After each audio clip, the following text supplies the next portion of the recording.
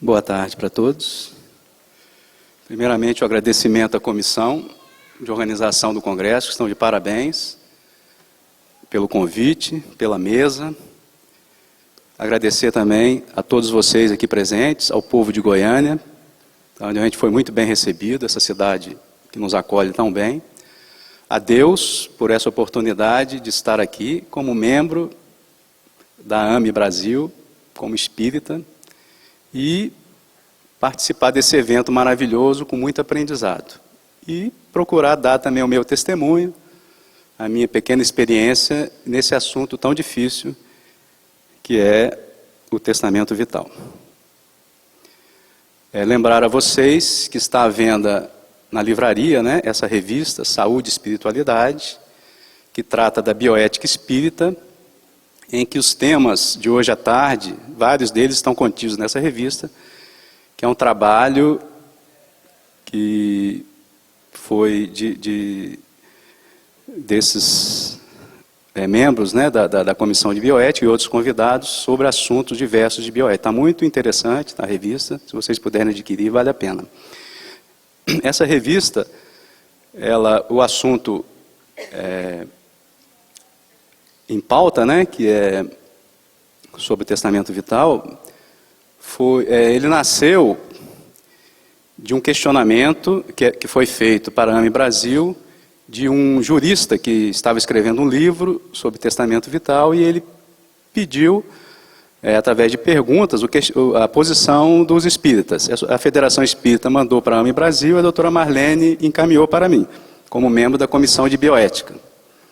E aí eu passei a responder, a estudar também sobre o tema, porque é um tema pouco estudado no Brasil, pouco debatido, nas escolas médicas não tem esse debate ainda, e isso gerou também um artigo que está nessa revista. Eu posso dizer que tem muito pouca coisa escrita sobre isso no Brasil. E eu procurei, a partir daí, também me aprofundar, estudar um pouco e ter algum conhecimento para trazer aqui para vocês. Como já foi dito ali na biografia, eu trabalho em terapia intensiva, sou coordenador de UTI há mais de 20 anos e lido com o morrer quase todos os dias da minha vida, os desafios de pacientes graves, críticos, terminais, informar a morte e decidir questões de vida com os familiares. Se eu pudesse apresentar só um slide para esse tema, eu colocaria esse aí, que na verdade é o término da minha palestra. Quando Jesus diz: observai os pássaros do céu, não semeiam, não ceifam, nada guardam em celeiros, mas vosso Pai Celestial os alimenta. Não sois muito mais do que eles? Então vocês reflitam sobre essa fala de Jesus em relação ao tema. Isso aí já engloba toda a minha palestra. Depois, no final, a gente vai concluir, dando continuidade a essa fala de Jesus.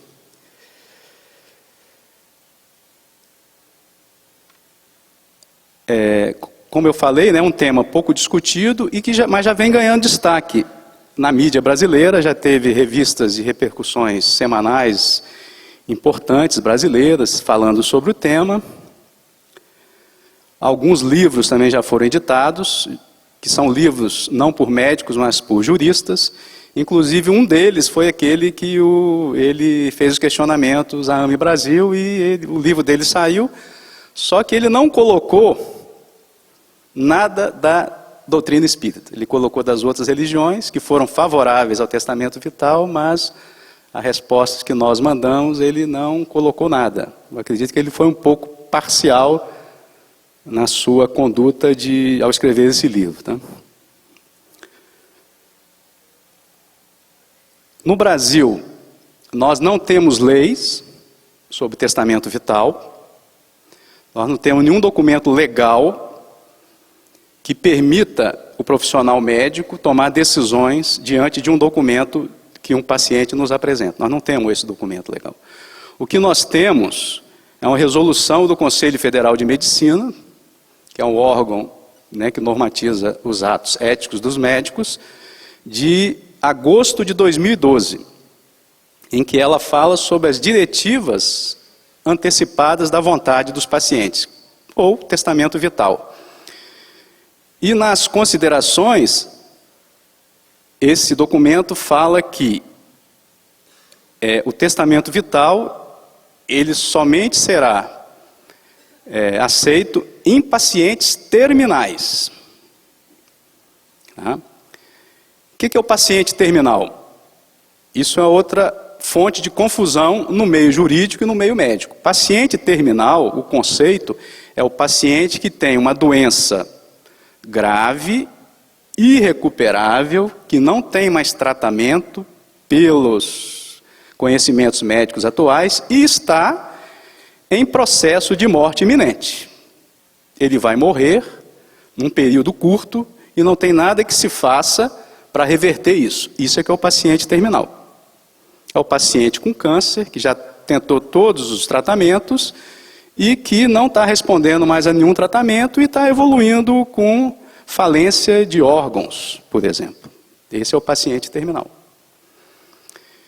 Então, a resolução fala, o que é o testamento vital? É o conjunto de desejos prévia e expressamente manifestados pelo paciente, sob cuidados e tratamentos que quer ou não receber no momento em que estiver incapacitado de expressar livre e automaticamente sua vontade. Então, o documento que a pessoa redige, manifestando a sua vontade diante de um acontecimento futuro, prevendo o quê? Um acidente ou uma doença grave em que ele não vai poder, naquele momento do seu adoecimento ou do seu acidente, se manifestar conscientemente. Por exemplo, ele está em coma. Então, ele, naquele documento, ele fala que em situação de coma, eu não quero ser colocado numa UTI, eu não quero ser entubado ou colocado no aparelho de ventilação mecânica, e se meu coração falhar e parar, eu não quero ser reanimado. Então, o documento, mais ou menos, né, simplificando, seria isso. A pessoa manifestar sua vontade em vida e conscientemente. Esse documento, ele não precisa ser registrado em cartório. É importante que a pessoa, ela nomeie um procurador, aquela pessoa que vai cobrar, né, sobre aquele testamento perante a equipe médica de que ele se realize. Tá? Essa pessoa não deve ser, de preferência, ninguém parente de grau próximo, deve ser uma pessoa que conheça a vida daquela pessoa que está fazendo o testamento e que concorde com o que ela está deixando ali, até para poder discutir futuramente quando a ocasião ocorrer. Não pode ser ninguém também da equipe médica que vai tratar o paciente. Pode ser médico, mas não da equipe médica. Hoje, no mundo inteiro, né, se discute esse tema.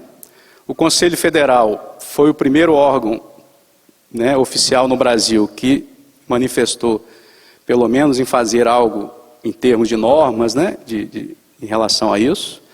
Mas é uma coisa ainda que gera muitas discussões, muitas interpretações erradas, tanto do jurista quanto de médicos. Confunde-se paciente terminal com paciente em coma, em estado vegetativo, pacientes com demência. Então, muitos manifestam nas suas falas, nos seus escritos, que o paciente em coma também tem direito ao testamento vital. E não é isso que a resolução do Conselho Federal diz, é para paciente terminal. Alguns países, principalmente do Ocidente, né, Estados Unidos, em vários de seus estados, 35 estados dos Estados Unidos, tem esse documento como legal. Alguns países da Europa também, com algumas diferenças entre eles.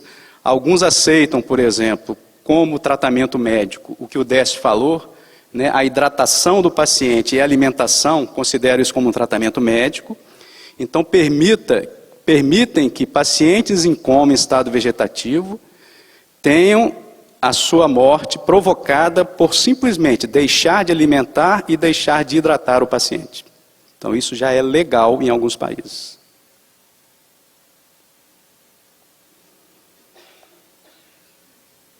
Eu vou colocar aqui um exemplo de um testamento vital. Um testamento vital escrito por uma médica que é especialista em cuidados paliativos, que ela escreveu numa revista semanal importante o seu testamento, como ela gostaria de ser tratada, né, diante de uma doença dessas que eu falei. Então vamos lá. Eu vou fazer uma leitura rápida inicial, vocês vão acompanhando, e depois a gente vai discutir item por item aí. Eu, não botei o nome, é claro, né? Diante de uma situação de doença grave, em progressão e fora de possibilidade de reversão, apresento minhas diretrizes antecipadas de cuidados à vida, quer dizer, o testamento vital. Se chegar a padecer de alguma enfermidade manifestamente incurável, que me cause sofrimento, ou me torne incapaz para uma vida racional e autônoma, faço constar, com base no princípio da dignidade da pessoa humana e da autonomia da vontade, que aceito a terminalidade da vida e repudio qualquer intervenção extraordinária, inútil ou fútil, ou seja, qualquer ação médica pela qual os benefícios sejam nulos ou demasiadamente pequenos e não superem os seus potenciais malefícios. As diretrizes incluem os seguintes cuidados: admito ir para a UTI, somente se tiver alguma chance de sair em menos de uma semana. Não aceito que me alimentem à força. Se não puder demonstrar vontade de comer, recuso qualquer procedimento de suporte à alimentação. Não quero ser reanimada no caso de parada respiratória ou cardíaca. Então isso aqui é um testamento vital de um profissional que lida com o morrer. Então vamos lá, item por item. Situação de doença grave em progressão e fora de possibilidade de reversão. Eu pergunto a vocês, quantas pessoas estariam nessa categoria? Hoje, com o evoluir da medicina, várias doenças, elas são crônicas, elas não têm cura. E o tratamento, muitas vezes, eles não adiam a progressão da doença, eles vão dar um certo alívio. Por exemplo, uma pessoa com doença pulmonar obstrutiva crônica, um DPOC, uma bronquite, tá? É uma doença grave em progressão. E não é uma doença revertida. Então, está se colocando aí essa possibilidade. Tá? Se chegar a padecer de alguma enfermidade manifestamente incurável, que me cause sofrimento, ou me torne incapaz para uma vida racional e autônoma. É uma fala utilitarista. Várias doenças hoje são incuráveis, hipertensão, cardiopatias, né? São incuráveis, uma demência, não são doenças curáveis. O que é o sofrimento? Como é que nós podemos medir o sofrimento de alguém? A gente sabe que a dor é inevitável, o sofrimento é opcional, porque tem muitos pacientes que a gente acha que estão sofrendo e que são exemplos para a gente. Eu tive uma paciente que ela é diabética, teve sequela de AVC, ela era cega, amputada de um membro inferior e o outro lado paraplégica. E ela conseguia, mesmo assim, quando eu chamava pelo nome, sorrir. Ela estava em sofrimento, com certeza.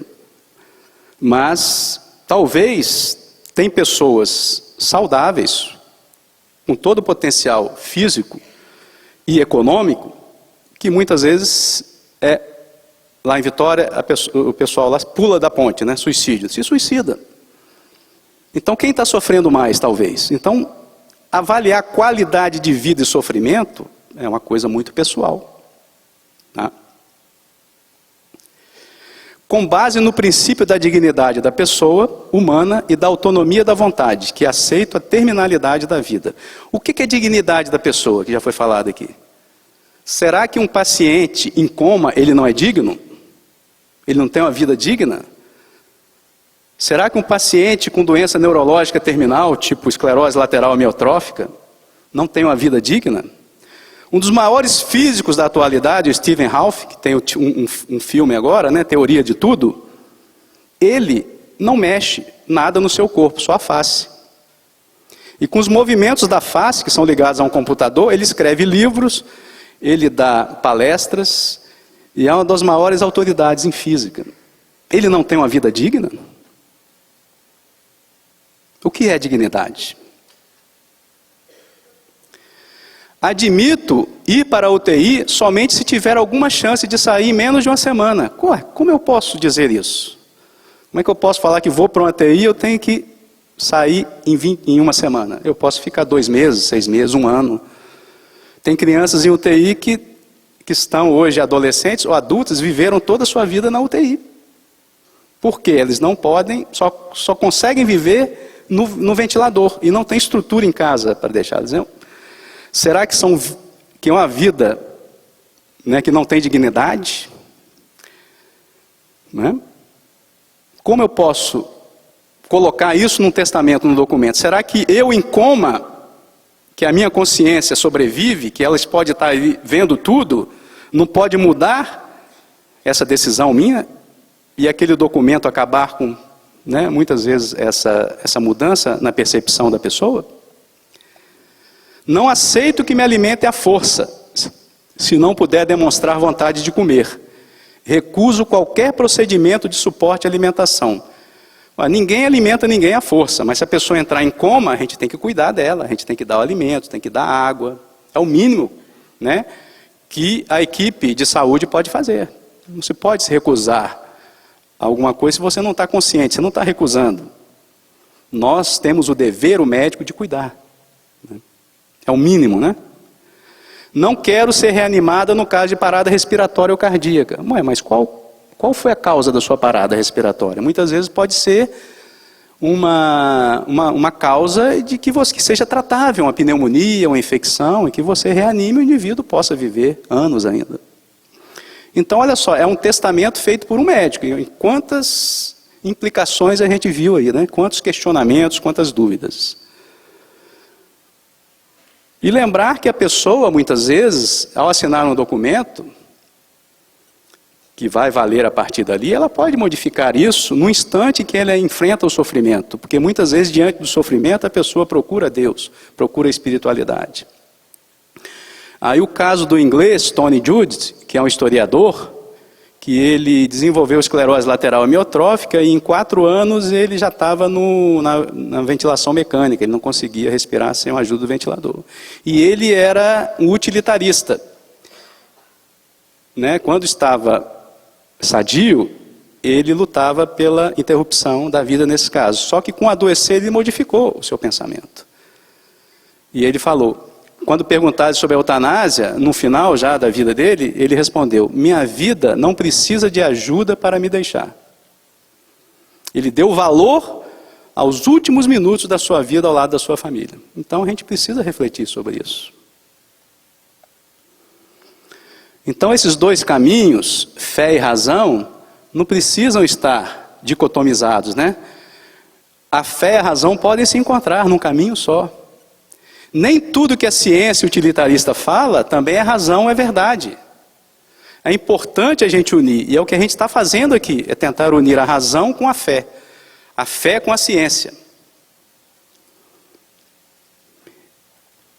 E em relação à fé,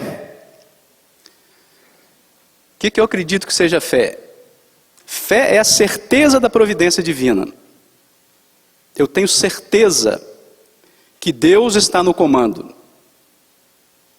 Então isso vai me dar uma vida muito mais de paz, de tranquilidade. E eu não vou me preocupar com o que vai acontecer com o meu futuro, de que jeito que eu vou morrer, se eu vou ser enterrado, cremado, se eu vou sofrer ou não. Isso é consequência da minha vida pregressa e da minha vida atual.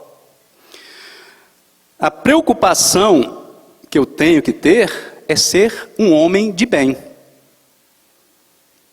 É ajudar a sociedade, ajudar a mim mesmo e a sociedade a progredir. Porque se eu fizer isso, eu posso ter certeza que nada que eu não mereço me vai acontecer no futuro. Se eu tiver que passar por uma situação de coma, que eu passe. Porque a gente entende que a gente vive no mundo de lei de causa e efeito.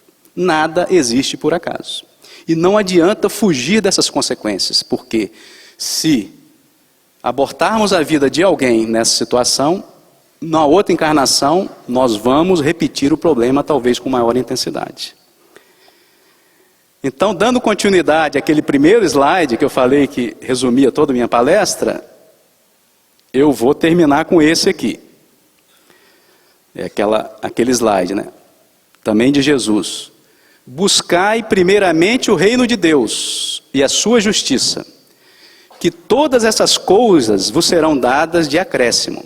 Assim, pois, não vos ponhais inquietos pelo dia de amanhã, porquanto o amanhã cuidará de si. A cada dia basta o seu mal. Então, em homenagem aos goianos, termino com a poesia de Cora Coralina, para mim a maior poetisa do Brasil, que fez toda a sua produção depois de 70 anos de vida. Mesmo quando tudo parecer desabar, cabe a mim decidir entre rir ou chorar, ir ou ficar, desistir ou lutar, porque descobri no caminho certo da vida que o mais importante é o decidir. E que a gente possa decidir pelo bem, pela caridade, pela solidariedade e pelo amor. Muito obrigado.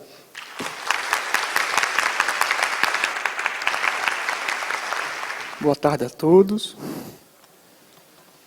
Primeiramente, agradecer à comissão organizadora por essa oportunidade que, como disse o Sérgio ontem à noite na abertura, né, nós abraçamos há alguns anos, que é de nos envolvermos com a divulgação do paradigma médico espírita.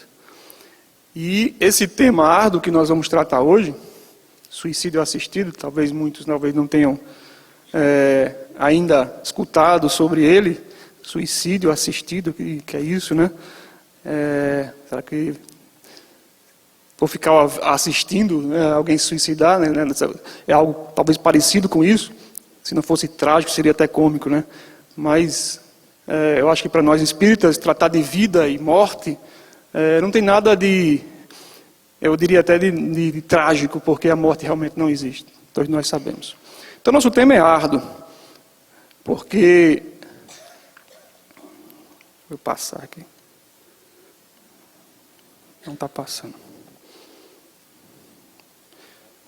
É no computador, mas não está passando.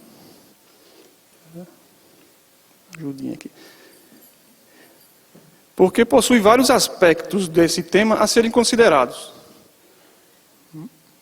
Ok, agora foi. Obrigado. A interrupção voluntária da vida, que nos vem com a ideia de suicídio, como falou o nosso colega anteriormente, nos remonta na terminalidade da vida, nesse período em que a doença nos abraça, nos ensinando, nos coloca numa situação de decisão. Dois aspectos são levantados pela sociedade atual: a eutanásia e o suicídio assistido. Aparentemente muito semelhantes, porque eles versam sobre o mesmo tema, qual seja, né? Interrupção da vida, quando possuidor de uma doença terminal, no seu período terminal, por autonomia do indivíduo, ele decide que a vida não vale mais a pena. A eutanásia, conceitualmente, pelo Comitê de Ética da Associação Europeia de Cuidados Paliativos, nos diz que é quando um médico intencionalmente mata uma pessoa, seja por administração de drogas, mas por um pedido voluntário deste paciente ou por um responsável. Então, nesse caso, o paciente não tem a atitude de se matar, ela é feita por outrem.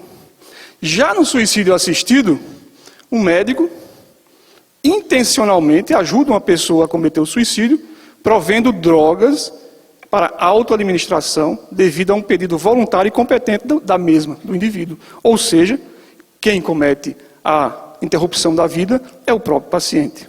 Então vejam a diferença conceitual. Muito embora o ato seja, e a justificativa muitas vezes sejam semelhantes, mas a atitude é diversa. A despeito do meu tempo que eu tenho, gostaria de passar esse filme, tem um som... Um espírito que chega para compartilhar experiências. Falando de vida. Frágil, flutua no líquido de vida, nutrindo-se, desenvolvendo-se. É alguém que vem em busca de novos aprendizados, de reencontros, de autossuperação.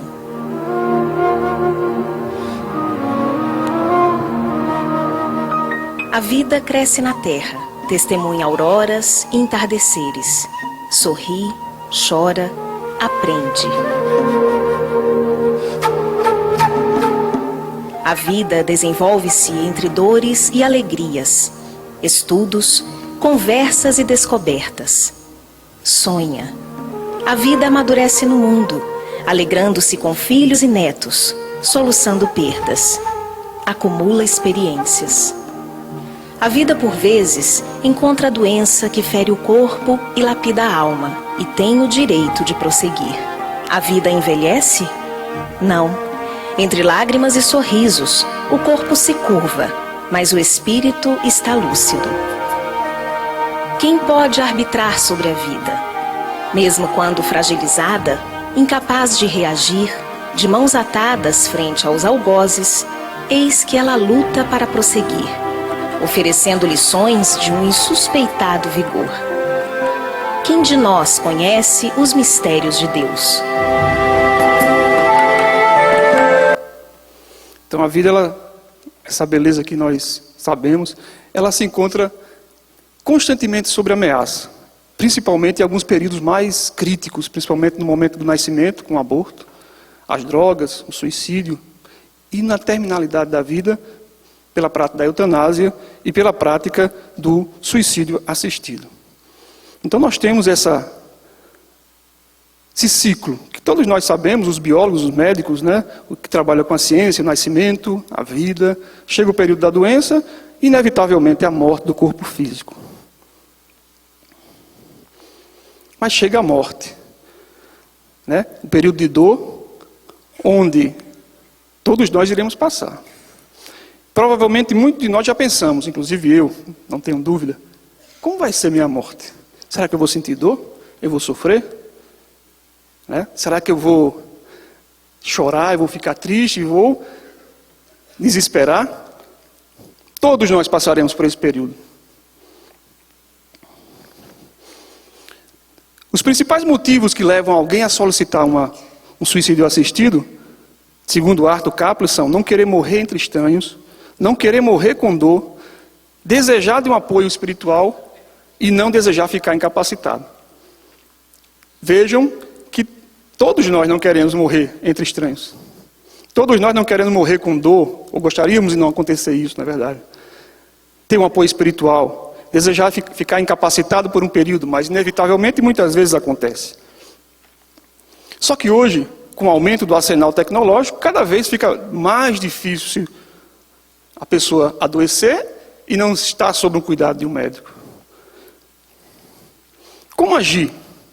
Como nós devemos agir com esses pacientes terminais? E como nós devemos nos comportar perante os pacientes, nossos pacientes? Que atitude tomar?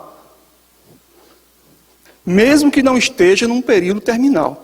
Vejam a diferença. Doença terminal não quer dizer que esteja já na beira da morte. Porque no suicídio assistido, a necessidade que o paciente esteja consciente. Então ele toma essa atitude conscientemente, ainda nutrindo toda a sua capacidade de decisão. Então, nesse período, gera-se sempre muita controvérsia, sempre surgiram controvérsias sobre esse assunto. Mas ultimamente tem recebido maior destaque por alguns motivos, por várias razões que têm acontecido.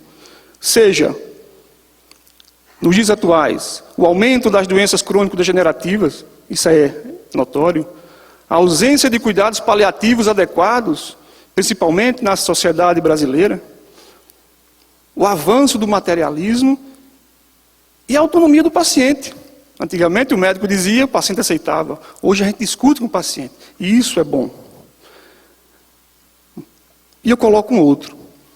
O desconhecimento da realidade espiritual do ser por parte da sociedade, tanto do paciente quanto do médico. Então, nessa equação que a gente colocou no início, onde a vida terminaria na morte, nós temos, muitos acham que após a morte não há nada. Coloque-se na posição de um materialista. Conversava com o poeta Merlânio Maia, que vai fazer uma apresentação a seguir, e ele dizia: Irlan, se eu não fosse espírita, o nada existisse após a morte, eu pensaria seriamente em me suicidar. Porque é um vazio, uma ausência de, nos momentos mais difíceis, uma ausência de esperança, que só a realidade e a certeza da existência da realidade espiritual pode ajudar. Então, se coloque na posição de um paciente que também está nesse período.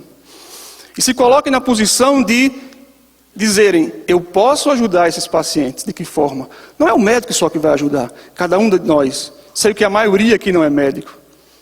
E eu posso ajudar? Claro que pode.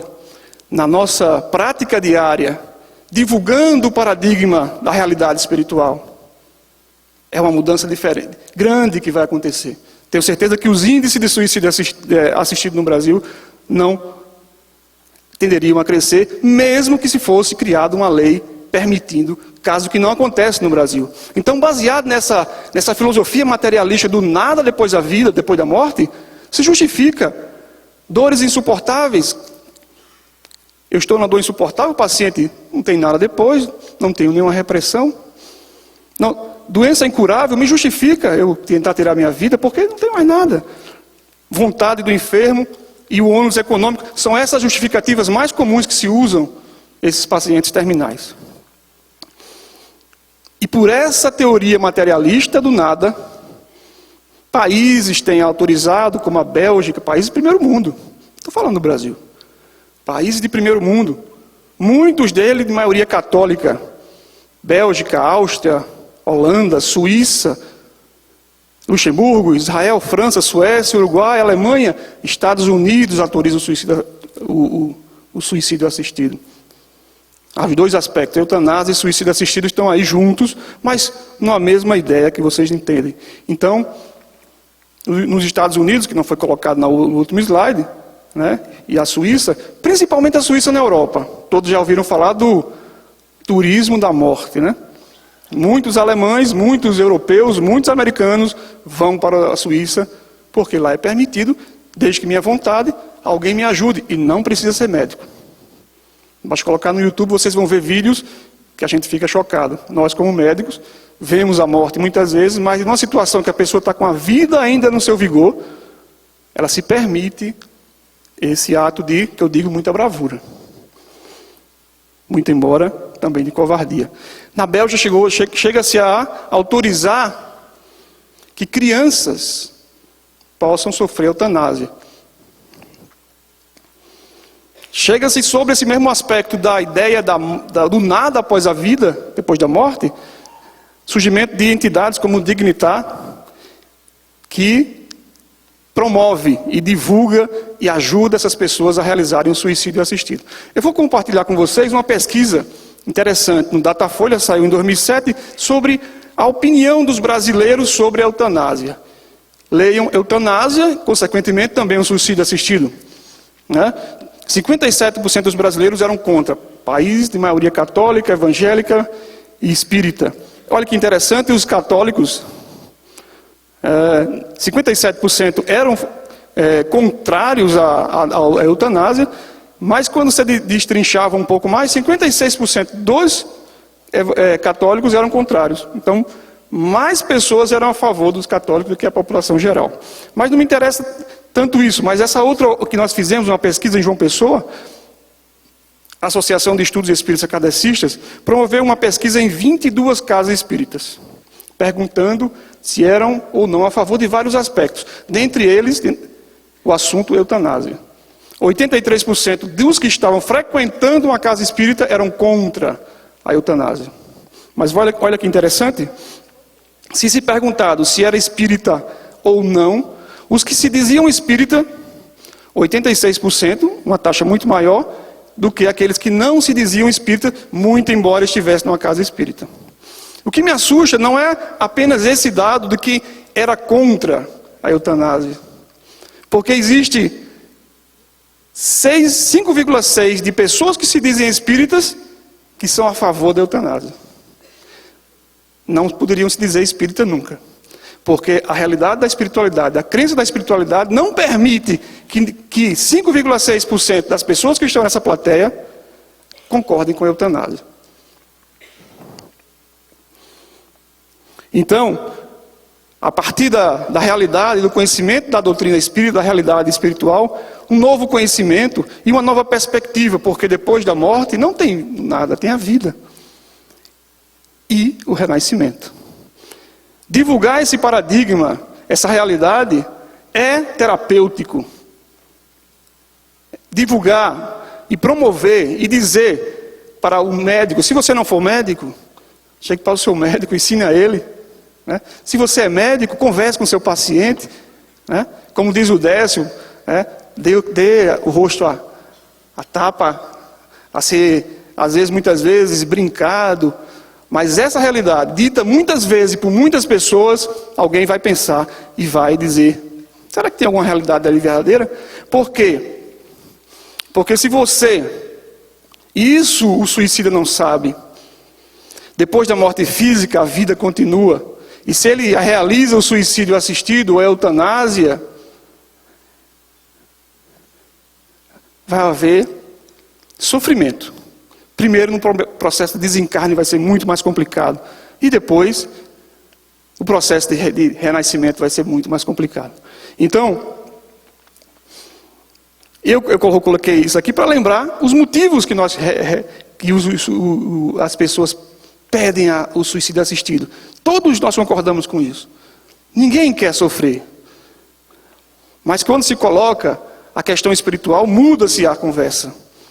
Principalmente nesse trabalho de Almeida, de 2013, que diz que, nesse período, essas pessoas que pensam estão com algum transtorno psicológico.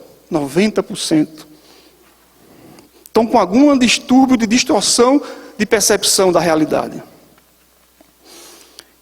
A autorização, segundo esse autor, em 2013, ele diz que diversos problemas potenciais têm sido apontados como decorrente de uma legalização da eutanásia ou do suicídio assistido. Então, o que pode acontecer? Pressão sobre as pessoas vulneráveis, pessoas com deficiências mentais. Existem grupos hoje que advogam que doentes mentais têm o direito de escolher e de submeter ao suicídio assistido. Coloque no Facebook, está lá escrito. Tem salas de discussão sobre isso, que advogam. A desvalorização do cuidado dos paliativos, porque se você tem uma solução imediatista, materialista, que elimina aqueles pacientes terminais, para que investir nos cuidados paliativos? Ampliar os critérios de indicação do suicídio e da eutanásia vai acontecer, e o aumento da incidência do ato de matar por parte de médicos. Por quê? Não existe fiscalização. Na Holanda, um país de primeiro mundo, onde se autoriza a eutanásia legal desde certas justificativas, mais da metade dos pacientes, os médicos não justificaram por que cometeram a eutanásia. Não precisaram, porque não houve fiscalização. Acontecerá o mesmo que aconteceu no Paraná, com aquela médica. Não havia fiscalização. Então, para terminar, o suicídio assistido não é legalizar o direito a morrer. É legalizar o direito a matar. Eu vou correr um pouquinho porque os princípios éticos são abordados no Conselho Regional de Medicina, que diz que o médico é vedado a abreviar. Isso a gente já sabe, o CRM nos respalda. Nesses casos, qual é a medida a ser tomada? Não quero sofrer, não quero passar por sofrimento e dor. Existe uma medida fantástica: cuidados paliativos. Juntar a família.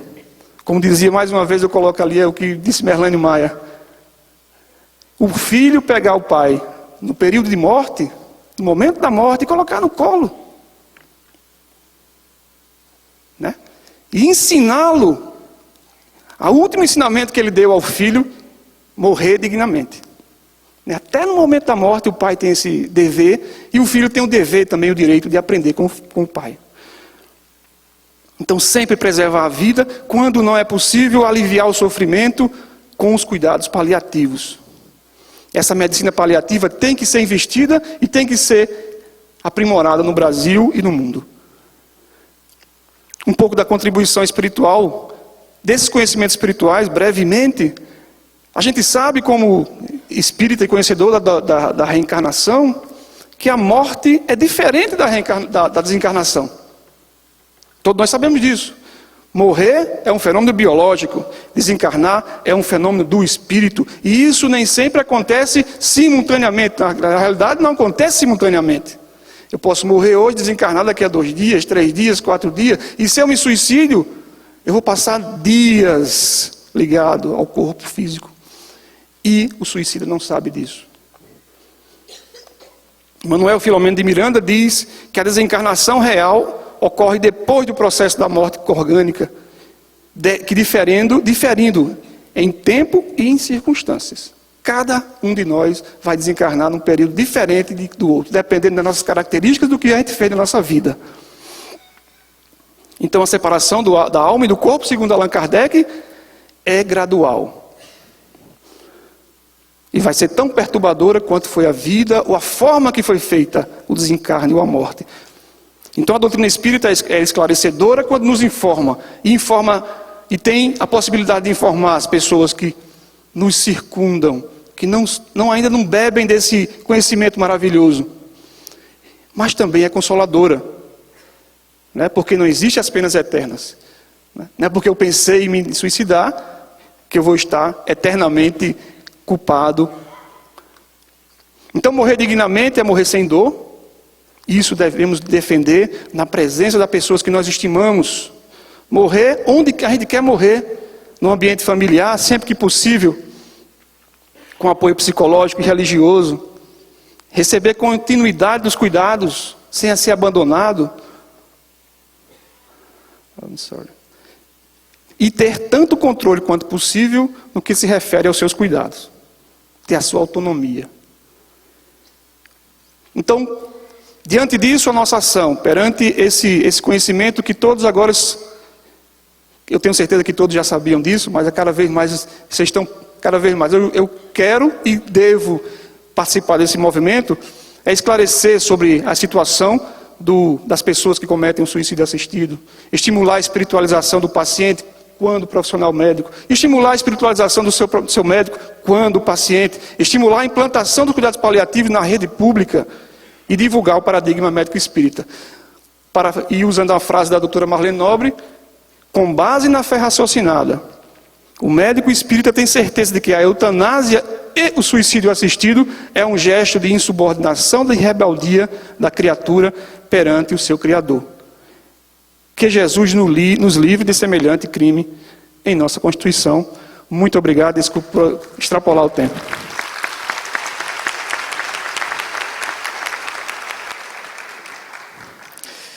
Boa tarde a todos. É com muita alegria que nos encontramos nessa tarde de hoje, parabenizando primeiramente toda a comissão organizadora pelo acolhimento, pelo preparo, e agradecendo sobretudo a Jesus pela oportunidade de conversarmos um pouquinho sobre um tema tão importante em nossas vidas.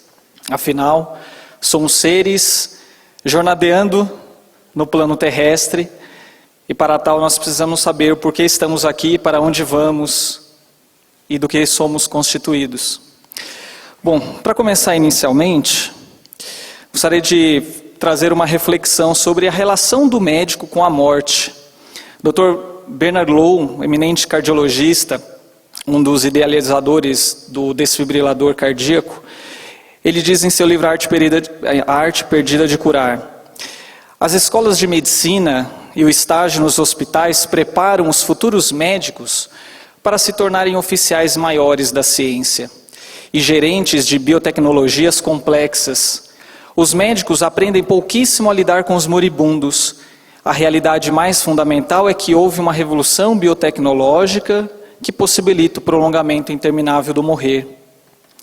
Então veja o quanto ainda carecemos dentro da nossa formação do entendimento, da vivência do processo de morrer, muitas vezes junto aos nossos pacientes. Muitas vezes vivenciamos essas situações de falecimento, de desencarne, de sofrimento nos ambientes de UTI, nas emergências.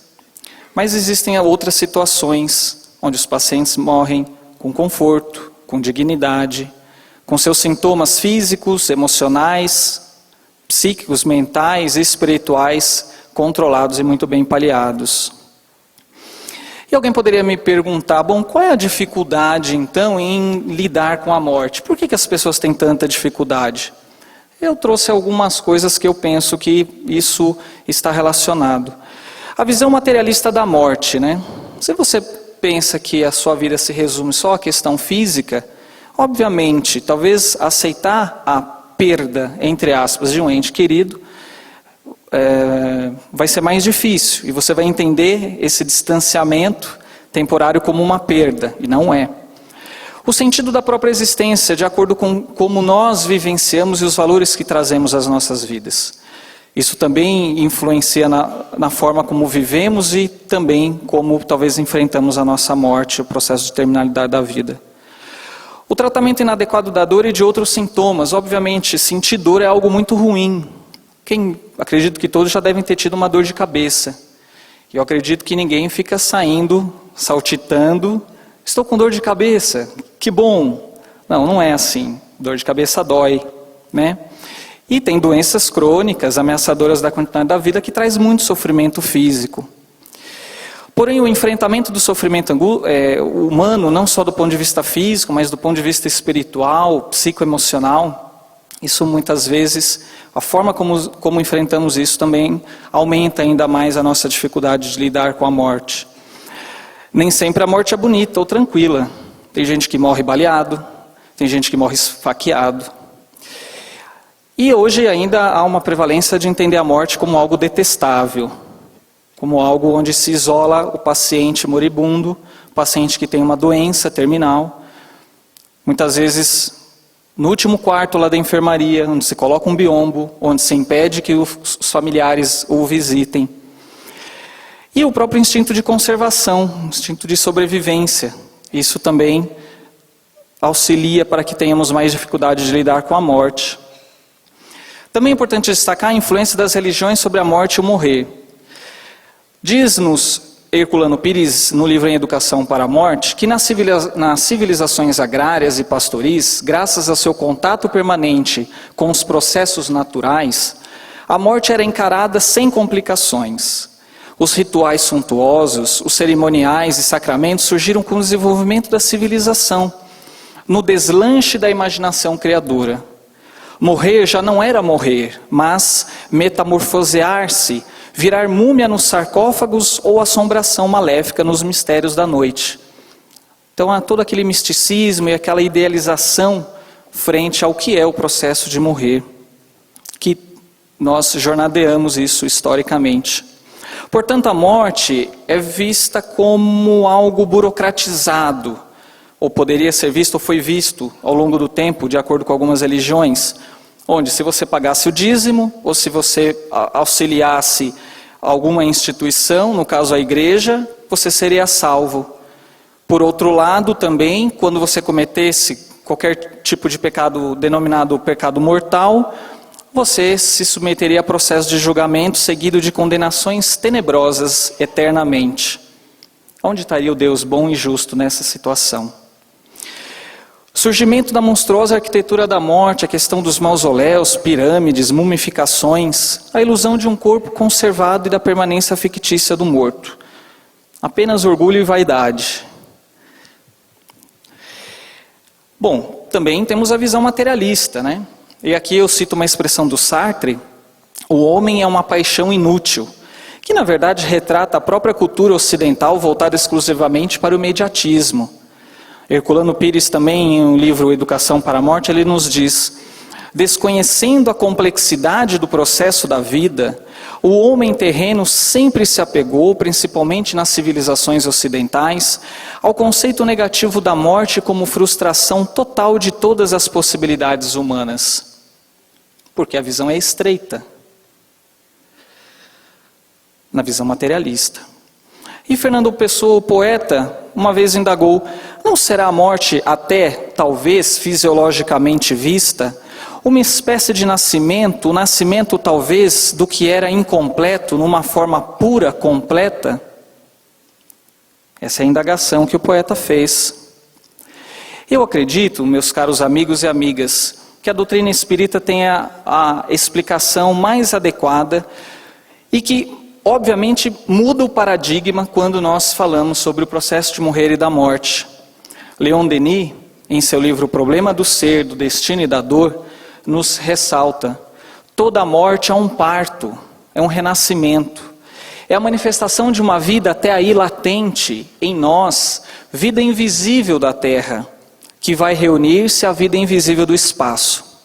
A morte é apenas um eclipse momentâneo na grande revolução das nossas existências, mas basta esse instante para revelar-nos o sentido grave e profundo da vida. Nós só podemos entender um pouco mais sobre a vida se entendemos o papel da morte, do desencarne.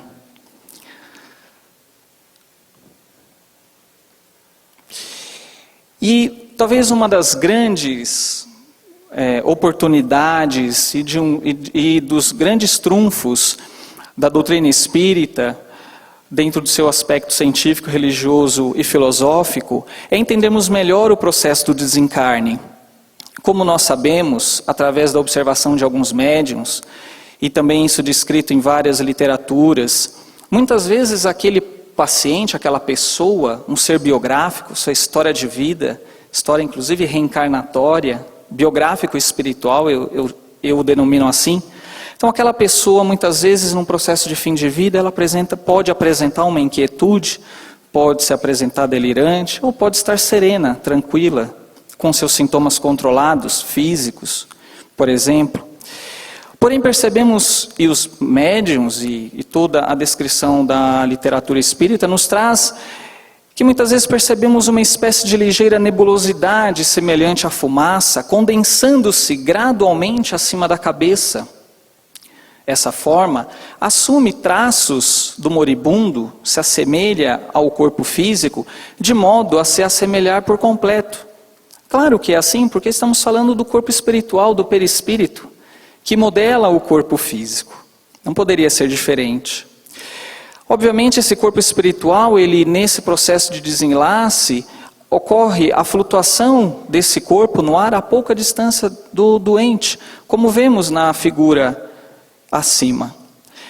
Há uma ligação inicial entre os corpos e a posterior quebra dos cordões magnéticos, também denominados fluido prateado. E aí, obviamente, que ao longo desse processo se dá a observação da presença dos entes espirituais e que, dependendo de como o ser conduziu a sua vida, a sua ligação com Deus, a sua prática no bem, ele vai estar sendo assistido por entidades espirituais que assim o assemelham, que o aproximam, espiritualmente falando. E aí, para exemplificar isso que nós estamos falando, eu gostaria de trazer brevemente o caso do Dimas, um personagem do livro Obreiros da Vida Eterna, um dos livros da série André Luiz, que nos mostra, que nos exemplifica a influência do modo de vida, da presença dos familiares e da prece no processo de desencarnação. Dimas, durante a sua infância, tinha poucos recursos materiais. Trabalhou em serviço rude, sustentava a família, pouco estudo. Exercitou o serviço no bem através da sua mediunidade, encontrando o prazer em ser útil. Perdeu o conforto da vida social e prejudicou as células físicas através das vigílias compulsórias. Apresentava irregularidade das refeições, prejudicando o seu sistema digestório. Sofreu, assim como todos nós no plano terrestre, choques emocionais que repercutiram no seu coração, vibrações destruidoras no fígado, o que culminou na cirrose hipertrófica. Obviamente, toda essa situação levou a afecções morais, aumentando ainda mais a dificuldade nos processos regenerativos. Veja aqui o quão é importante a questão do autocuidado, dos hábitos de vida. E muitas vezes nós espíritas esquecemos que vivemos aqui na matéria. Somos sim seres espirituais em essência, mas esquecemos de ter o cuidado da nossa alimentação, do nosso sono, da regularidade da alimentação. Obviamente associado à preservação dos bons pensamentos, da fé, da prática do bem, da caridade. E ele, nesse processo de terminalidade de vida, estava sob agitações psíquicas muito fortes. Temia pelo futuro dos seus entes queridos, porque era praticamente quem sustentava a família. Conhecia a brevidade do corpo físico, mas não podia esquivar-se de súbitos às algemas domésticas, das suas angústias e da angústia da sua companheira. Conservava-se em total descontrole mental e enlaçava-se nas emissões de inquietude da esposa e dos filhos, dificultando o seu desenlace. É o capítulo 13 do livro Obreiros da Vida Eterna. E dentro desse contexto, então, a espiritualidade amiga, reconhecendo os seus valores, o seu esforço, a sua prática no bem, mesmo com todos as dificuldades da presente encarnação, permite com que Dimas, naquele momento, tenha alguns momentos de consciência, de lucidez. Ele pede à sua esposa para que ela vá descansar, porque aquela presença ostensiva, aquela dificuldade do entendimento e da aceitação daquele processo de fim de vida, fazia com que ela tivesse um apego.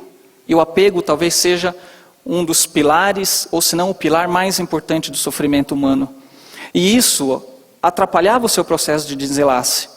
Nesse sentido, ele pedindo para que ela pudesse ir descansar, a espiritualidade aproveita desses instantes, ele então faz uma prece, eleva o seu pensamento, roga a Maria, a Santíssima Mãe, mãe de todos os órfãos, mãe das mães, e pede o amparo e o seu auxílio naquele momento. E aí, quem surge? A sua mãe já desencarnada, que o acolhe. Obviamente ele não tem possivelmente total consciência daquela situação, mas ali estava a presença da mãe. E aí todo o desenrolar da história se encontra lá no livro. Mas mostrando para a gente a importância da prece, a importância de como deve ser a nossa postura frente a uma pessoa que está desencarnando, sobre o sentido que nós damos à nossa vida, sobre o autocuidado, fundamental para que, dentro da construção de um novo paradigma, dentro do entendimento mais abrangente sobre a terminalidade da vida, a doutrina espírita é uma ferramenta extremamente eficaz e que nos abre a oportunidade de estudarmos isso cientificamente, para que possamos, junto com outras religiões e com a anuência da ciência, falemos a mesma língua, tirando dessa forma o misticismo sobre a morte. Portanto, amigos, eu acredito na educação para a morte como uma necessidade. Todos nós desencarnaremos e não nos preparamos para deixar a vida física, em decorrência do apego. Vivemos uma educação para a vida onde conquistas materiais, sobrevivência, onde conhecimentos, títulos fazem parte quase que constante da vida, mas muitas vezes deixamos de olhar as nossas necessidades espirituais, as nossas e a do próximo. Precisamos mostrar cada vez mais e ressaltar dentro do nosso meio de trabalho, obviamente respeitando a crença do paciente, de forma alguma passando por cima de suas crenças ou querendo colocar nossa posição, mas enquanto cientistas da alma precisamos cada vez mais demonstrarmos a continuidade da vida espiritual. Precisamos entender as consequências morais das nossas atitudes, dos nossos pensamentos, e obviamente para tudo isso precisamos de uma fé raciocinada. Joana de Ângeles, no livro Além da Morte, ela nos diz: morrer longe de ser o descansar nas mansões celestes ou expurgar sem remissão nas zonas infernais. É pura e simplesmente começar a viver. Preparar-se para esses imperiosos acontecimentos é tarefa inadiável que ninguém pode desconsiderar. E aí abro um parênteses para dizer que o pioneiro sobre a psicologia da morte e da educação para a morte em nosso tempo foi Allan Kardec. Falou nos anos seguidos com os espíritos desencarnados, codificou as obras com participação de centenas e milhares de médiuns. Destacou que o próprio sono nos coloca sempre em relacionamento com o mundo dos espíritos. Todo dia desencarnamos temporariamente.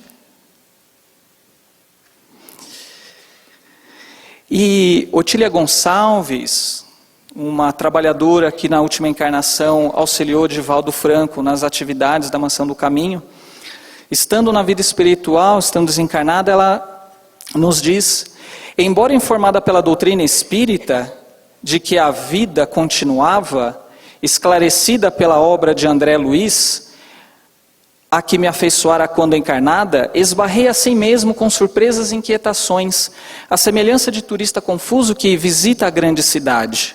Embora conduza no bolso o livro-guia, procura, insistente e desarvoradamente, endereços que não sabe onde se encontram. Quantas aflições e remorsos, receios e ansiedades visitaram minha alma, depois do túmulo, não sei dizer. Constatei que a vida prossegue, sem grandes modificações, oferecendo a cada alma, no cadinho evolutivo, as bênçãos ou as punições de que se faz credora.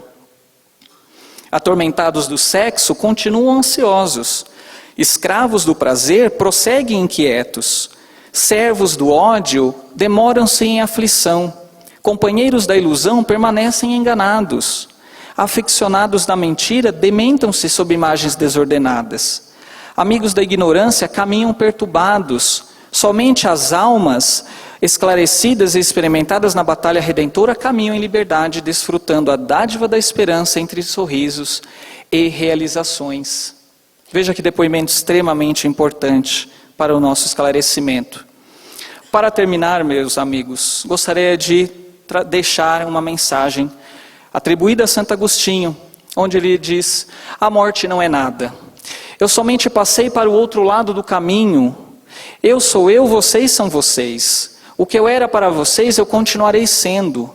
Me deem o nome que vocês sempre me deram. Falem comigo como vocês sempre fizeram. Vocês continuam vivendo no mundo das criaturas, eu estou vivendo no mundo do Criador. Não utilizem um tom solene ou triste. Continuem a rir daquilo que nos fazia rir juntos. Rezem, sorriam. Pensem em mim, rezem por mim, que meu nome seja pronunciado como sempre foi, sem êxtase, sem ênfase de nenhum tipo, sem nenhum traço de sombra ou tristeza.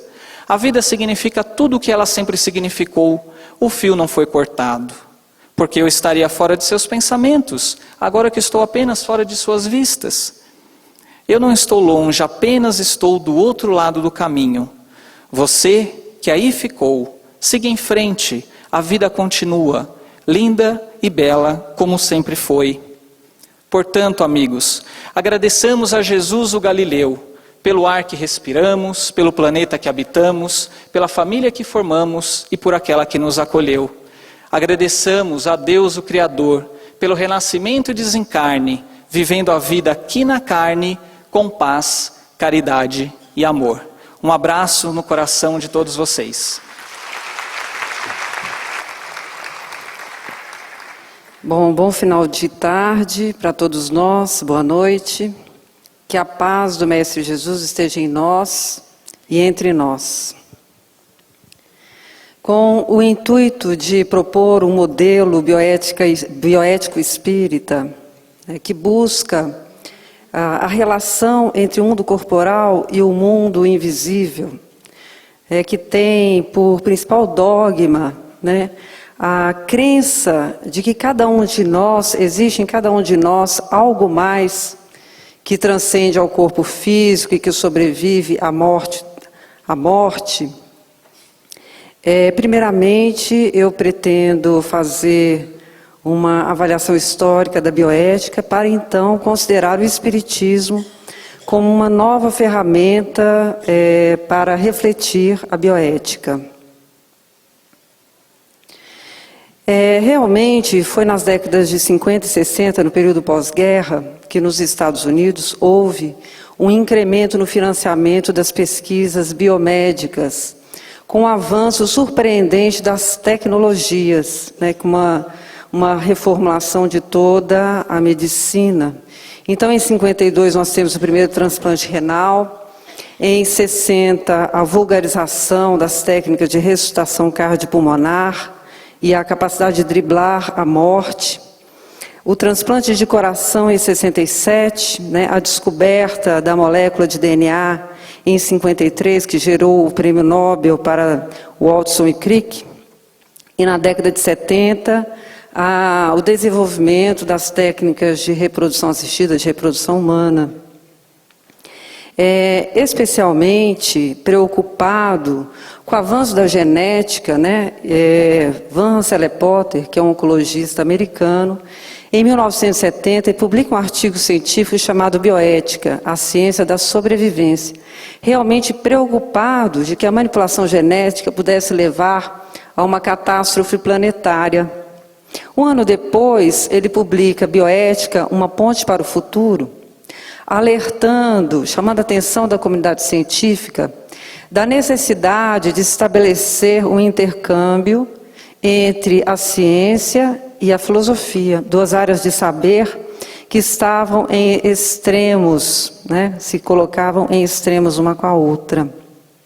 Foi realmente o primeiro passo, um dos primeiros passos para a construção da bioética, esse movimento científico, filosófico, essencialmente humanístico, caracteristicamente interdisciplinar, que surge como uma proposta ética de avaliar as consequências, superar os conflitos causados por esse acelerado desenvolvimento científico-tecnológico, sua repercussão sobre a vida humana e sobre a vida do planeta. Mas realmente a notícia dos abusos cometidos nas pesquisas, nos pesquisadores americanos, e aí a gente chama atenção pelo caso Tuskegee, aquele caso de uma pesquisa científica que eles faziam sobre a história natural da sífilis em homens negros, né? Que foi uma pesquisa que durou 40 anos e que eclodiu em 74. Mas a conscientização da população americana de que essas técnicas genéticas, né, que haveria a possibilidade de manipulação da vida em laboratório, faz com que o governo americano promulgue, em 1979, o relatório Belmonte, que tinha por objetivo estabelecer alguns princípios para proteger os sujeitos de pesquisa. E eles estabelecem como três princípios: o respeito pela pessoa humana, a beneficência e a justiça distributiva. De forma que, em 79, neste mesmo ano, Bolshaus e Shields, eles publicam um livro chamado Princípios da Ética Bioética, fazendo uma releitura desses princípios promulgados no relatório Belmonte, e estabelecem 4 princípios para o enfrentamento das questões éticas na prática clínica. Eles substituem o princípio de respeito pela pessoa humana pelo princípio de autonomia, e, além da beneficência, eles colocam o princípio da não maledicência mais a justiça, que foram princípios aclamados rapidamente pela comunidade científica e adotados como princípios bioéticos, muito embora eles tenham sido formulados a partir da necessidade de proteger os sujeitos de pesquisa. Em 86, um filósofo chamado Tristan Engelhard, e isso é muito importante da gente bater aqui, inspirado naquela filosofia política americana, do liberalismo na defesa dos direitos e da propriedade dos indivíduos, ele faz com que o princípio da autonomia seja levado ao extremo, né? A autonomia pelo corpo e pelas decisões relativas à vida individual. Então, Tristan Engelhard, ele considera como constitutivo da pessoa humana a capacidade de consciência de si mesmo, de forma que ele faz da ausência da consciência um argumento para descaracterizar, para desqualificar algumas das fases da vida como fases de pessoas humanas.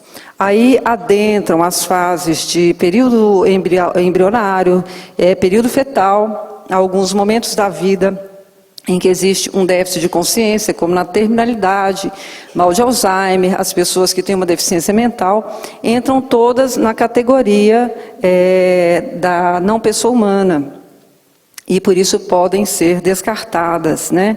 Então é interessante a gente perceber que as escolas bioéticas anglo-americanas, elas são essencialmente materialistas e pragmáticas, objetivas.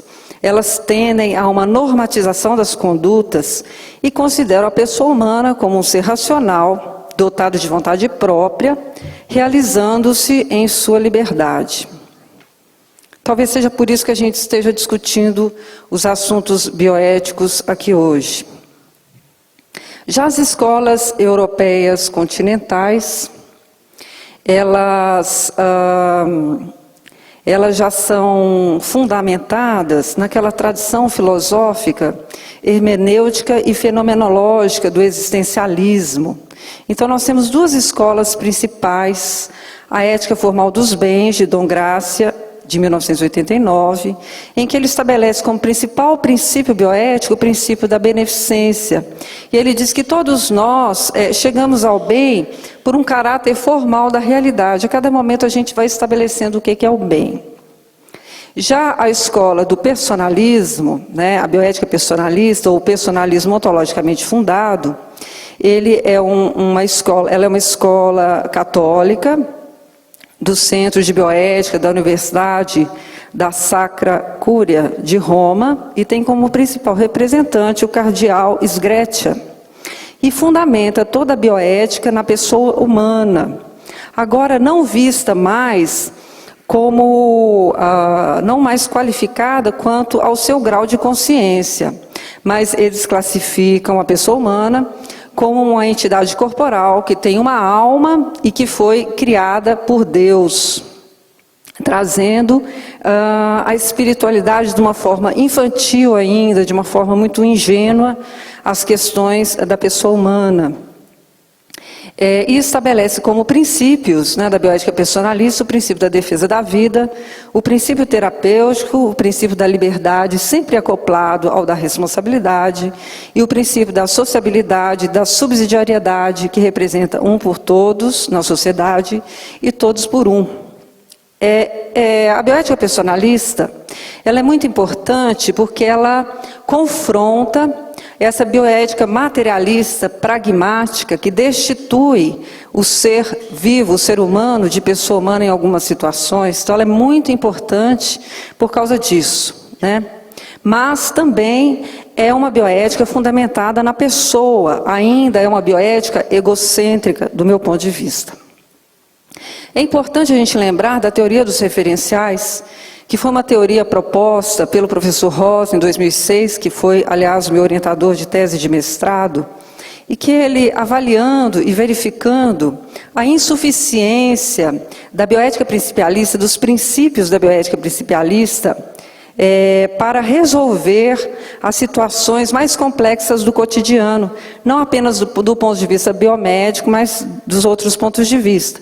Então, lixo mundial, a questão dos recursos naturais, da eletricidade, da água, a da questão do respeito pelos animais, tudo isso ele faz um alerta. Então ele propõe que a bioética possa ser vista à luz de referenciais, além dos referenciais dos princípios propostos: dignidade, solidariedade, privacidade, responsabilidade, sobrevivência, vulnerabilidade, religiosidade, espiritualidade, assim por diante. Mas ele não define um fundamento. Então, a vulnerabilidade, por exemplo, de uma mãe que está grávida de um feto anencéfalo, ele vai considerar a vulnerabilidade da mulher. E, às vezes, ele esquece de considerar a vulnerabilidade do feto. Diante, então, dessa percepção de que os modelos propostos a mim me pareciam também insuficientes, né, eu resolvi estudar a reencarnação de uma forma profunda, numa tese de mestrado no Centro Universitário de São Camilo, e tentei, através desse estudo, fazer buscar pontos de interface entre a reencarnação e a bioética. Então, pegando alguns pontos, né, o estudo sistemático, analítico das doutrinas da imortalidade das almas e da reencarnação. Avaliação dos indícios científicos que corroborassem com a hipótese da imortalidade das almas e da reencarnação como um dos princípios que regem a existência e a evolução da vida na Terra. Então eu peguei a experiência de quase morte, lembrança de vidas passadas e as experiências realizadas por William Crookes e Charles Richer no século XIX.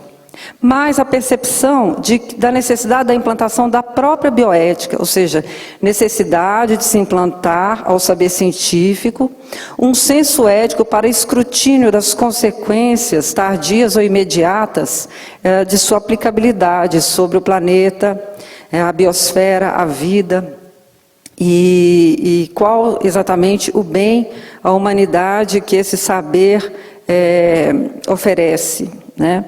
A percepção de que as ferramentas bioéticas que atualmente existem, elas têm uma carência na percepção da composição espiritual e ética do ser. E reduzindo assim essa bioética ao campo mais material da natureza humana, né? A percepção de que essa composição espiritual do ser é a sua parte mais essencial. E por ser a sua parte mais essencial, é uma das partes mais interessadas em avaliar as possíveis consequências de eventuais condutas inadequadas tomadas diante dos dilemas bioéticos. A partir desses pontos, eu estabeleci algumas interfaces, né? Então, a reencarnação, ela modifica, amplia a compreensão da vida. Ela oferece uma reformulação conceitual que possibilita uma reflexão mais aprofundada da natureza humana, né? Inclusive o questionamento de qual seria a finalidade dessa dimensão extracorporal. Ela modifica a vida, passa a ser entendida como o ser vivo passa a ser entendido como um ser interexistencial, né, imanente nas suas relações com a matéria, mas transcendente nas relações com as coisas do espírito. E a bioética, nessa percepção da reencarnação, ela é obrigada a contemplar essas duas esferas de uma mesma realidade.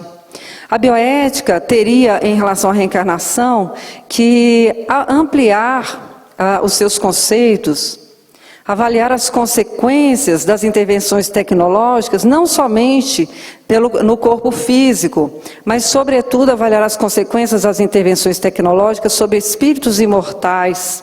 Né? A bioética, pela face da reencarnação, ela vai perceber a vida não como uma função linear, uma função linear e previsível, né? Mas a vida vai assumir-se como uma possibilidade criativa, né? Escolhida por um espírito que sabe, que ruma em direção à perfeição absoluta.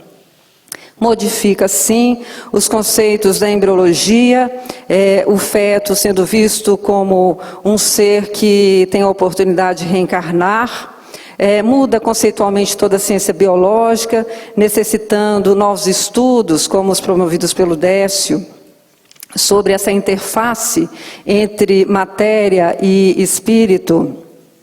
Ela modifica o entendimento fisiológico dos processos mórbidos e mentais, transforma o raciocínio clínico e as possibilidades terapêuticas e modifica o conceito de morte e a ação de morrer. Modifica todo o arcabouço filosófico das sociedades, das relações socioeconômicas mundiais.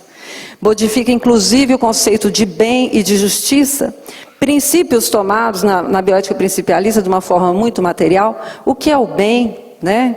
O que é o bem, o que é a terminalidade da vida, o que é a justiça, não a justiça distributiva, mas a justiça que rege os mundos, traz novas luzes sobre a ecologia, sobre as relações entre os seres, dos seres entre si, dos seres em relação ao planeta e ao universo, ao cosmos, e traz essa percepção de que devemos ter um respeito maior pela Terra, O homem, quem sabe, desce da sua autarquia planetária, herdando, né, de si mesmo, ou a grandeza ou a ruína moral, porque a Terra vai ser herdada, né, pela reencarnação. E transforma, assim, o conceito de ética. A reencarnação transforma o conceito de ética e é uma intersecção entre ciência, filosofia e religião. Mas, veja bem, este é um modelo bioético. E, na verdade, eu acredito, eu tinha que começar pelo modelo bioético, mas eu acredito no modelo bioético espírita. As conclusões da minha tese antes, só para definir bem, a reencarnação apresenta uma base filosófica, doutrinária e científica sustentável, com vistas a um possível eventual reconhecimento conceitual e prático pela bioética. É possível falar de reencarnação numa discussão bioética. Propor a reencarnação como modelo bioético contribuiria para o aprofundamento das reflexões éticas, pois priorizaria nas questões bioéticas de toda a natureza a essência espiritual da vida, sua dimensão interexistencial, convidando o bioeticista a questionar de fato todos os aspectos da natureza humana, de forma a que nada dessa natureza passe pelo escrutínio de sua consciência, sem ter sido plenamente avaliado. A bioética que a gente caminha é um modelo bioético espírita, não só que acredita na imortalidade das almas e da reencarnação, já comprovada cientificamente, mas entende do ponto de vista filosófico a lei da ação e da reação, porque sofremos, por que passamos por determinadas qualidades de sofrimento, a pluralidade dos mundos, a evolução dos mundos e dos seres, a finalidade ética da vida e, enfim, o modelo bioético espírita traz aquilo que nenhum modelo traz, que é o modelo, que é o princípio da mediunidade. A mediunidade como forma de entender a vida, como forma de comprovar cientificamente essas questões tão filosóficas e tão necessárias à prática clínica. Enfim, o bioeticista espírita, ele acredita em Deus.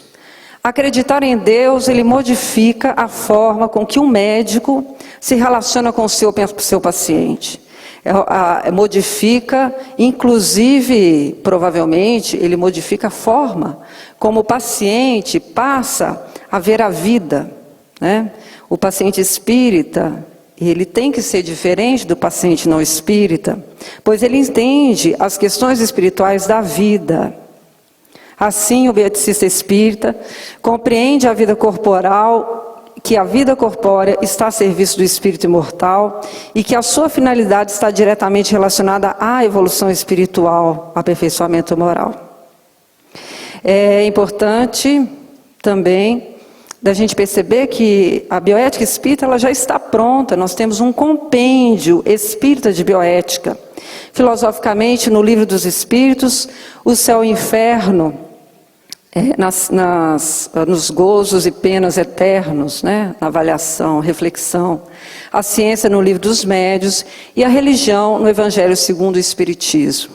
Mas é fundamental que a gente entenda que a ética, o grande princípio ético da bioética é a própria ética, né? E em parte nós profetizamos pela mediunidade, pelas nossas intuições, mas quando o que vier o que for perfeito, o que em parte será aniquilado.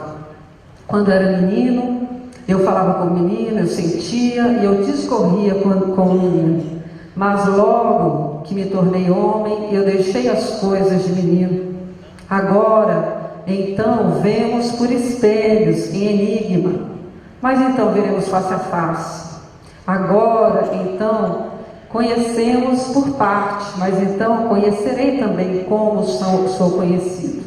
Agora, então, permaneçam entre nós a fé absoluta em Deus, a esperança nas mensagens de Jesus, nas promessas de Jesus, e o amor incondicional. Namastê. O Deus que habita em mim saúda o Deus que habita em vocês.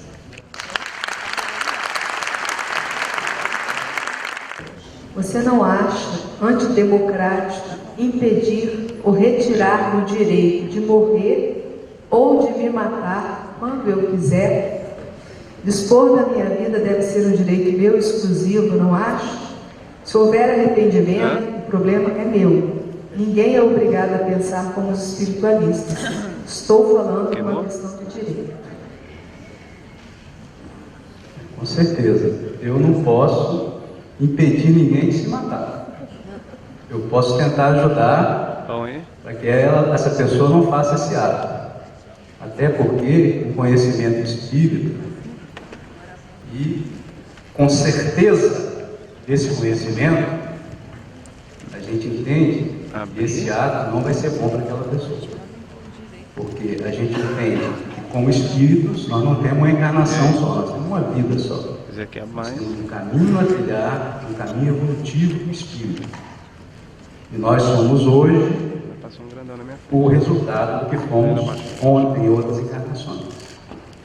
E muitas vezes a dor e o sofrimento é resultado de nossos atos atuais ou pretéritos.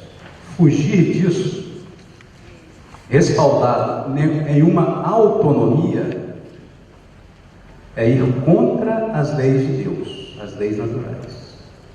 A autonomia é muito importante, mas ela vai até um certo ponto.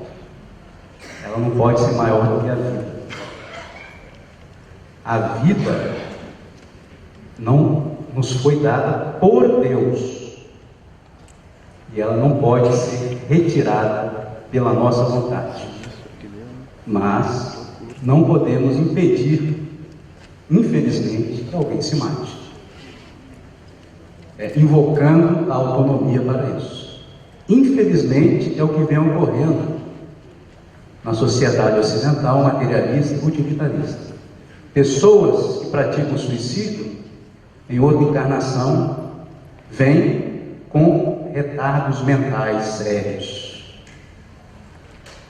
Isso é uma certeza que eu tenho pela vivência espiritual, pela vivência da mediunidade, reuniões mediúnicas, vendo o sofrimento daquelas pessoas que se suicidaram. Então, o suicídio não resolve um problema, não resolve um sofrimento. Tirar a vida, invocando a autonomia, nós vamos provocar mais sofrimento no futuro. Mas quem sou eu para tirar a autonomia de alguém? Apenas, na minha palestra, eu me coloquei contrário ao testamento literal, porque entendo que não é uma preocupação que a gente tem que ter. Eu acho que a gente tem que, primeiro, educar melhor o nosso espírito para ter uma vida digna, uma vida que a gente esteja aqui para auxiliar o próximo, né? Porque assim a gente vai colher bons frutos para não sofrer mais tarde. O dia em que a Terra for um mundo, né, não de regeneração e provas, mas um mundo mais evoluído, nós não vamos ter o sofrimento, não vamos ter esses problemas. Mas depende de cada um, da vivência de cada um. Certo?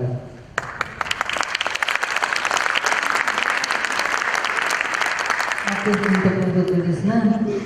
Podemos relacionar ortotanásia e cuidados paliativos? Olha, que a gente centrou a nossa discussão sobre a eutanásia, né, e o suicídio assistido. Mas na resolução dos processos que você tem para entrar em mata, ou de resolver, ou dar uma opção para o paciente, sem dúvida são os cuidados paliativos, né?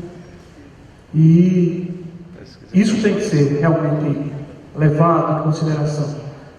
Né? Agora, você entrar com a eutanásia passiva, que você deixar de dar atenção ao paciente, né? Ou alegando que não se deve infringir a sua possibilidade de vida, é algo que não se deve fazer, porque também se entra na eutanásia, né?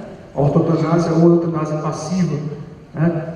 Então, o que a Associação Médica Espírita defende é a morte natural, né?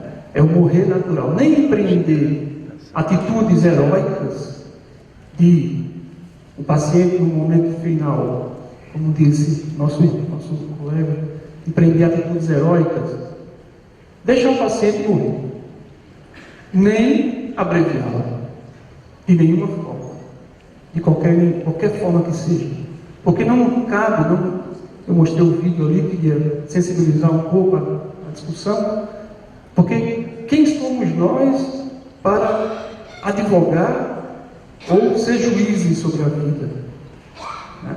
A vida tem um curso, tem seu início, seu meio e seu fim natural. Né? Claro que nós buscamos alongá-lo o máximo possível, e isso é meritório. Né? Mas chega um momento que a vida finda, na realidade a vida biológica, e temos que respeitar também esse fim. Há dentro da medicina, nossa medicina, uma luta irrefreável contra a morte. Muitas vezes não conseguimos vencer, na realidade não conseguimos vencê-la, como disse Décio. Na realidade não vencemos a morte física, biológica. Ela vai acontecer. E há que se saber o momento que se deve cessar aquela luta, né? O heroísmo médico, o endeusamento nosso, que muitas vezes se sente médico que posso vencer. Mas tem um momento que a gente tem que dizer, não vou praticar a eutanásia, né? Que é essa tentativa irrefreável de salvar. Então, o que a Associação Médica Espírita, dentro do paradigma médico espírita, advoga é a morte natural. É a morte natural, aquela que advém do fim do fluido vital que nós temos, do tempo necessário que nós programamos para essa vida. A partir do momento que se pratica o suicídio assistido, você corta e você mantém aquele fluido vital. Existe toda uma teoria científica que a gente não pode explicar aqui. Né? Por que acontece o sofrimento depois do desencarne e do suicídio? Por quê? Existe uma teoria científica. Né? Aquele nossa energia que nós trouxemos para viver não foi usada. E nós cortamos. E nós vamos ter que sofrer as consequências de manter esse suicídio. Doutor Gustavo, a formação do médico é profundamente centrada em lidar com a vida, mas não com a morte. Este fato não dificulta seu relacionamento com pacientes terminais, sobretudo em reconhecer do paciente, temores e angústias?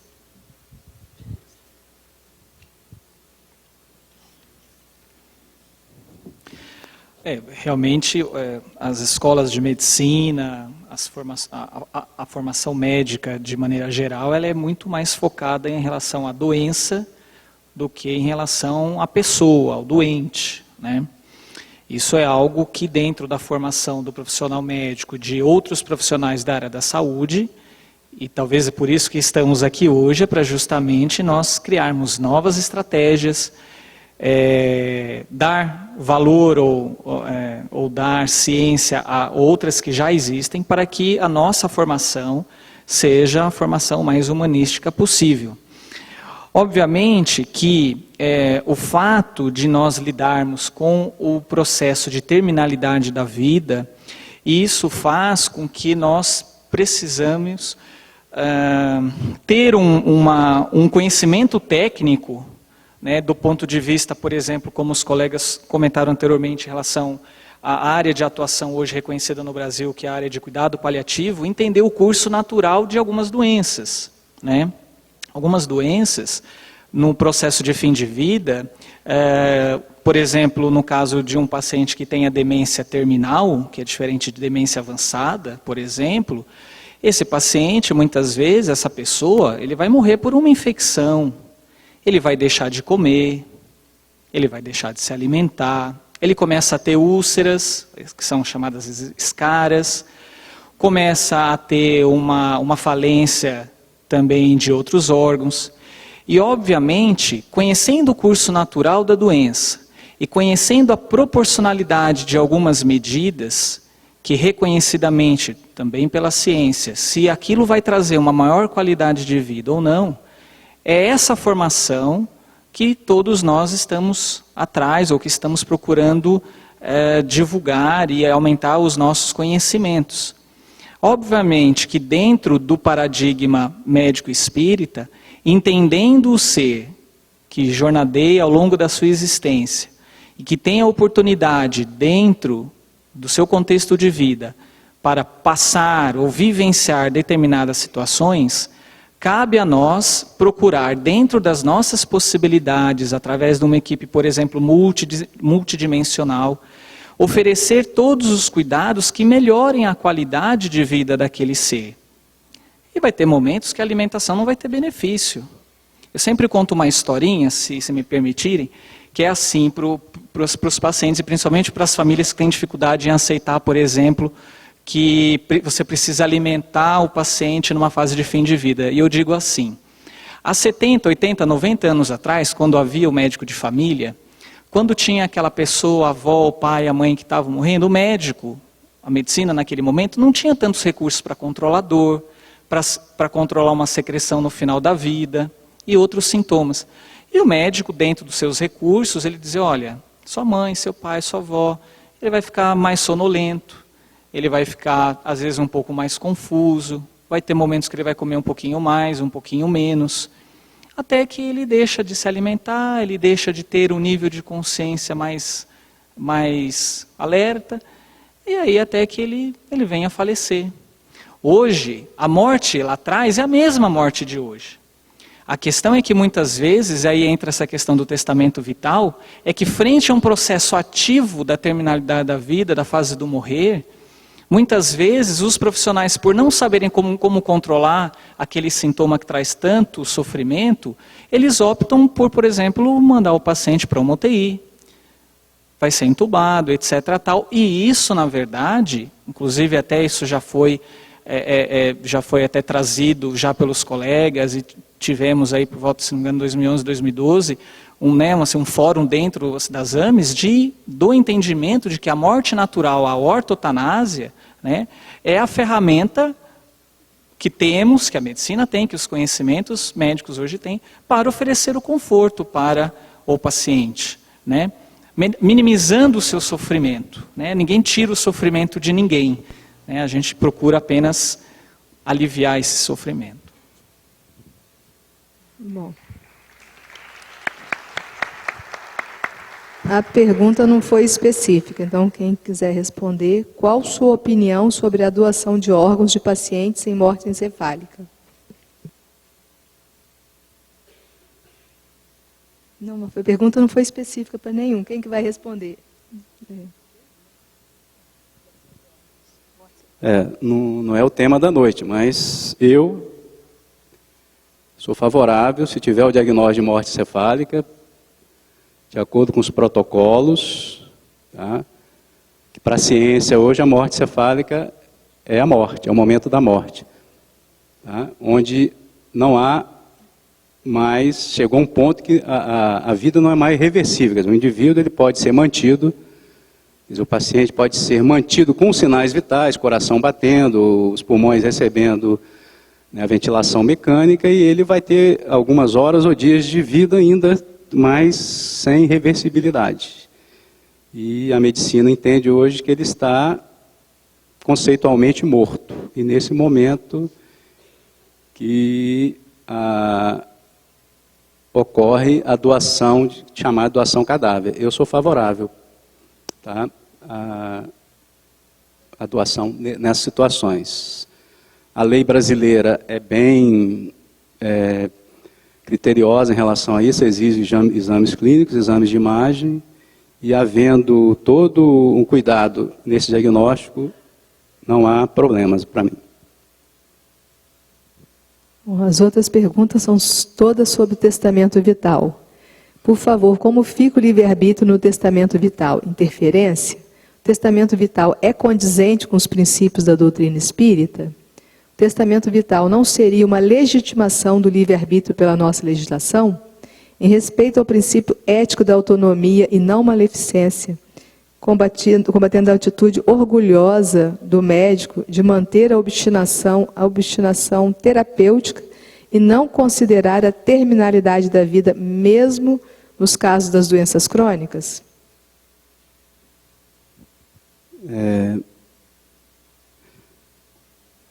A questão da autonomia já foi falada, né? Eu acho que eu não sou contra a autonomia da pessoa. Acho que tem um momento também que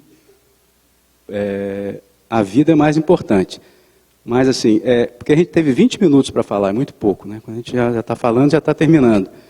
Eu não entrei na questão dos cuidados paliativos. Eu não sou contra o fato de você manter os cuidados dessas pessoas sem usar de técnicas ou procedimentos invasivos que não vão trazer o benefício para o paciente. Aí a gente está falando de paciente terminal. Eu estou falando de testamento vital como é entendido na mídia, né, pelo jurista, por muitos médicos, que engloba aí uma série de situações, do coma, por exemplo.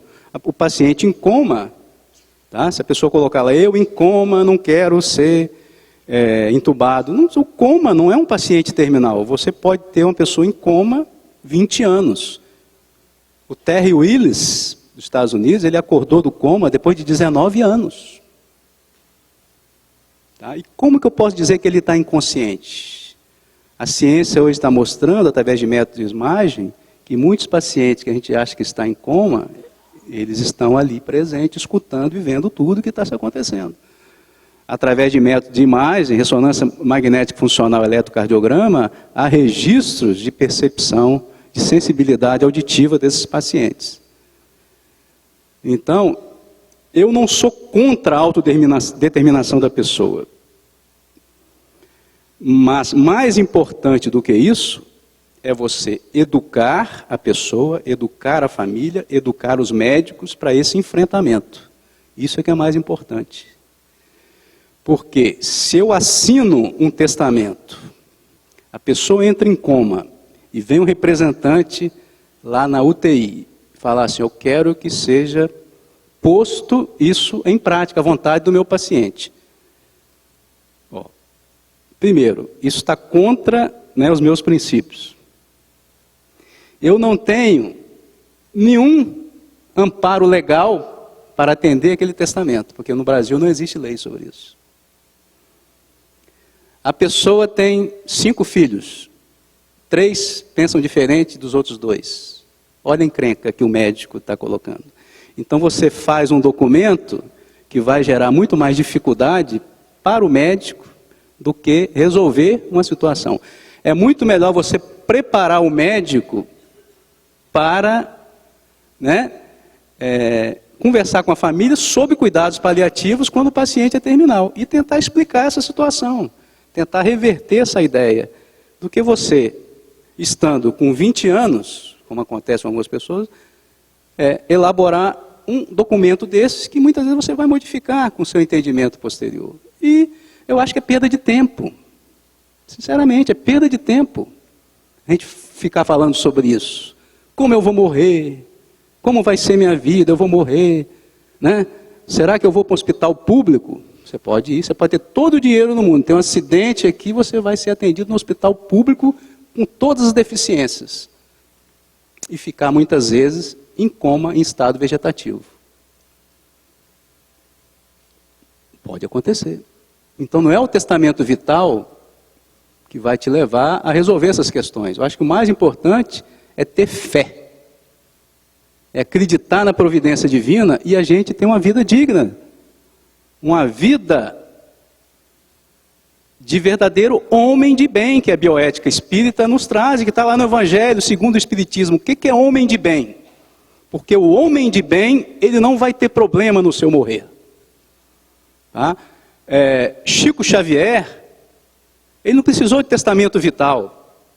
Ele, nos últimos momentos de sua vida, ele escolheu que ele não queria ir para um hospital. Foi uma decisão dele. Ele não precisou de testamento vital para isso. O Papa João Paulo II também. Eu não sou contra a pessoa, por exemplo, não procurar UTI. Pelo que UTI é a unidade que você tem que, vai salvar vidas, e não para você observar o paciente morrer. Não é isso. Eu só acho que o testamento vital tem a parte legal e tem a parte espiritual que a gente entende, que eu acho que é uma bobeira você ficar preocupando com isso, fazer um testamento. Eu acho que você tem que melhorar a qualidade dos nossos médicos. Colocar para ele a questão da espiritualidade, porque assim nós vamos resolver um grande problema, que é essa relação médico-familiar-paciente. Bom, em virtude do horário, a gente tem que entregar o auditório. a gente tem que encerrar o painel. Lembrar que o guarda-volumes vai funcionar até o final da palestra do Dr. Haroldo Dutra. Bom, agradecer aos nossos palestrantes e encerrar a mesa. Boa tarde.